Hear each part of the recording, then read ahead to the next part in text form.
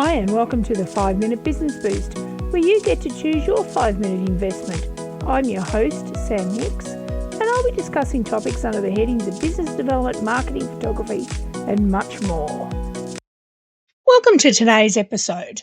If you run a service-based small business, I've got a slightly different way for you to think about your time today. Your time is inventory. If you owned a shop and somebody walked out the door with $100 worth of stock without paying for it, you'd notice it pretty quickly. But when you're running a service-based business, we can give away $100 worth of our time without really thinking about it. A customer doesn't show up for an appointment.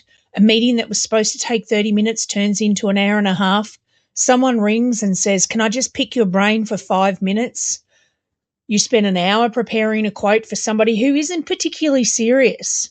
Or you answer a quick email and then another one and then another one, and suddenly you've spent 45 minutes providing advice you haven't charged for. Now, individually, none of these things seem enormous, but you add them together over a week, a month, or a year, and they can actually represent a significant amount of money. And more importantly, they're using something you cannot replace or get back, and that is your time. So today I want to talk to you about why small business owners need to start treating their time a little bit like inventory, because once today's hour is gone, you can't manufacture another one tomorrow. Because really, think about that appointment. You can't sell it twice. Let's consider a hairdresser. If they have an appointment scheduled at 10 o'clock Tuesday morning and nobody books it, that appointment disappears. They can't put Tuesday's unused 10 o'clock appointment back on the shelf and sell it on Friday. Because why? It's gone. So this applies to a photographer, a consultant, a bookkeeper, massage therapist, tutor, designer, coach, tradie, or any other business willing to sell their time and expertise. I was recently talking to a small business owner who only works with clients for a limited number of hours each week. They are having problems with people making appointments and then simply not showing up. Now, at first glance, you would think that was a booking problem. But actually, let's put it on this slant for this episode, it could be an inventory problem. So if you've only got 10 appointments available in a week and somebody doesn't turn up for one of them, you've potentially lost 10% of your available inventory. That's very different from saying, well, I've lost an hour. You've actually lost an hour that somebody else potentially would have paid you for. So then there's that quick question. No-shows aren't the only way we give away our inventory. Here's another one I'm particularly conscious of, as in, because I'm providing professional services. That quick question, when somebody contacts you and says, "Can I ask you something?" Of course. Most of us running small businesses genuinely want to help people. 5 minutes, though, becomes 15. And then they send you something to look at. And then there's another question. Before you know it, you've provided half an hour or an hour of the very expertise that your business actually sells. Now, don't get me wrong. There's nothing wrong with being generous. I give up my Wednesdays. I think I got an hour a week that, people can book me for half an hour to run something past me, okay?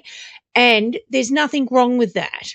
I feel I do something for free because I want to do that. I want to inspire people and give people the opportunity. If they want to thrash something out with me or brainstorm for 30 minutes, they can, right? But the important words there are because you choose to, or in my case, I choose to. So there's a big difference between consciously giving somebody a half an hour of your expertise and accidentally giving it away 5 hours of it every week. You need to put a dollar value on it. And here's something that I'd encourage you to do or even think about. Work out what an hour of your time is actually worth. So yes, we are looking at the cost of goods, people. But don't automatically use what you charge customers per hour. Think about what your business needs to generate from your productive time. Let's say your productive time is worth $100 an hour. A 30-minute no-show equates to $50. An unnecessary 1-hour meeting could be worth $100. 45 minutes is giving away free advice. This could be worth $75. An hour prepping a quote for somebody who's never particularly been serious, that could be another $100. Suddenly, This is not just about being busy, because there's a dollar value placed or attached to it. And then there's another cost we often forget, and I need to remind myself constantly about this. This is the opportunity cost. What else could you, or me in this case, been doing with that hour? You might have been working with a paying customer. You might have been following up a good lead. You might be doing the bookkeeping, the one that keeps banging on your head door space every week going, have you done your book work this week? It could be about you spending time improving your website or creating something that will generate future sales. Or frankly, finishing work earlier and doing something other than working, because that is valuable too. So, big question, can a simple system protect that inventory? So let's go back to our business owner who's dealing with no-shows. One of the things I looked at for them was whether or not a simple online booking system could help. And I came up with 3 options worth investigating. And if you know of any others, feel free to send me a text message or an email and let me know what's working for you. So the first one that I came up with was Google Calendar appointment scheduling. So if you're already using Google Calendar, this is worth looking at before adding another piece of software to your business. You can create an appointment availability and give customers a booking page so they can select an available time. The second one is Calendly, which is probably one of the better known appointment scheduling systems. I've used Calendly for years and I love it. You decide when you're available, customers use your booking link to select a time, and you can take back a lot of that back and forth out of arranging appointments. And the third option I looked at was Setmore. Now, again, it's designed around online appointment scheduling and does include features such as reminders and payment functionality, depending again on the plan and how you set it up.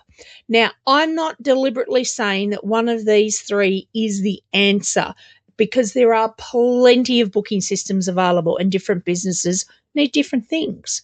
But here's the important bit.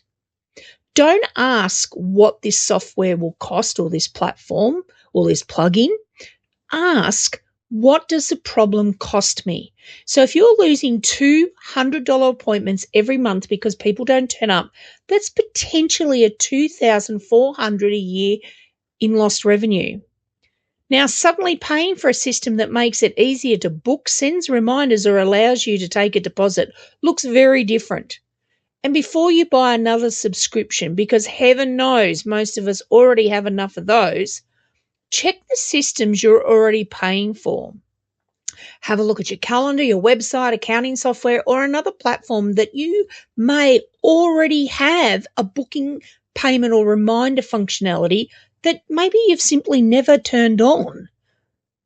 Systems and boundaries. Okay, so booking software is only one example. There are plenty other ways to protect your time. If no-shows are a problem, consider taking a deposit and having a clear cancellation policy. If you provide professional advice, decide on where that line sits between a quick conversation and an actual consultation. If you regularly spend hours preparing quotes, think about how you qualify potential customers before investing that time. Look at your meetings. Does that meeting really need an hour? Could it be 30 minutes? Could it just be an email? Or, let's get critical, does it actually need to happen at all? And that last question can be surprisingly productive.